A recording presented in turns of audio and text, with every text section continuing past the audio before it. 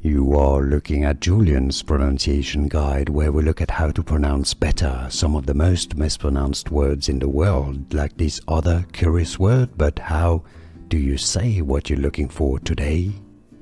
Let's learn how to pronounce these names. If you want to learn more confusing names pronunciations, make sure to stay tuned. We've got tons coming up. There are two slightly different pronunciations, American and British English, but they are fairly similar. British English pronunciation, Angie, Angie. American English would be more as generally often pronounced as Angie, but it's pretty similar, and now you know.